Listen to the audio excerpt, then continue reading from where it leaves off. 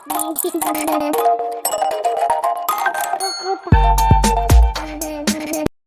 Everyone, इस video में बात कर लेते हैं मॉइल लिमिटेड की। क्विकली एनालिसिस देख लेते हैं। चैनल को लाइक एंड सब्सक्राइब करना मत भूलिएगा। तो यहाँ पे आप देख रहे होगे फॉर्मेशन वही पुरानी है, कुछ भी नया नहीं है। नया है अगर तो बस आज जो मोमेंटम है सडन फॉल था बस। अदरवाइज आप देखेंगे चैनल में पहले चल रहा था स्टॉक और आज चैनल तोड़ दिया है स्टॉक ने। तो बस इतना सा डिफरेंस है। अब यहाँ पे कुछ चीज़ें समझाऊंगा, नोट डाउन करिएगा। उसके पहले न्यूज़ बता देता हूँ कि क्या न्यूज़ आएगी। तो यहाँ आप देखोगे तो why stock market crashing today.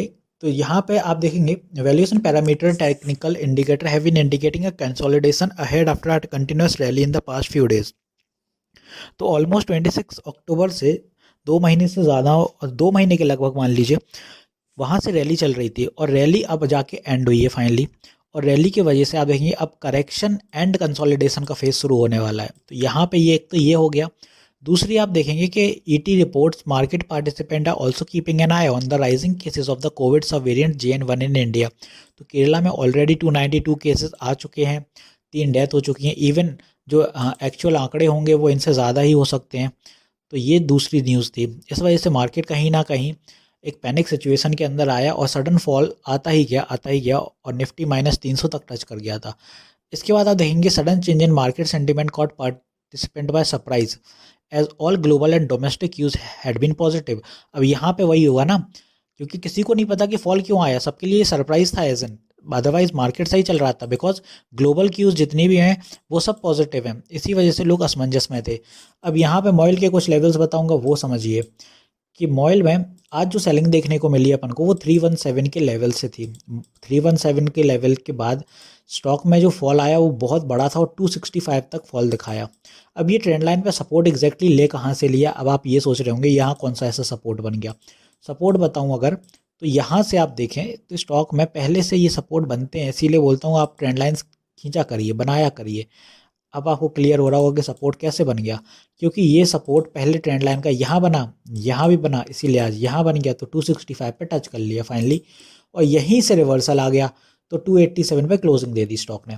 अब कल भी अगर अनस्टेबिलिटी रहती है और निफ्टी फिर से फॉल होता है तो फिर आप देखेंगे स्टॉक फिर फॉल करेगा और फॉल करने के बाद स्टॉक 275 मान लीजिए, अब 275 साइकोलॉजिकल लेवल, तो यहाँ तक स्टॉक आ सकता है।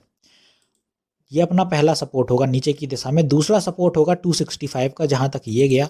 और अगर ये चैनल ब्रेक हो गया तो फिर आप सोच लीजिए स्टॉक फिर ज़्यादा तेज़ी से नीचे जाएगा और 250 तक के आंकड़े भी छुएगा, यहाँ तक आ सकता है। तो अगर ये इतना फॉल आ रहा है तब तो ठीक है, अदरवाइज साइडवेज हो जाएगा स्टॉक। तो दो चीज़ें होंगी, या तो फॉल आएगा या फिर स्टॉक साइडवेज जाएगा, ऐसा ऐसा। और अगर ऊपर जाएगा तो सडनली अब नहीं भागने वाला कि आप सोचो कि भैया 316 से गिरा है तो उतना ही पहुंच जाए, कल बिल्कुल नहीं पहुंचेगा।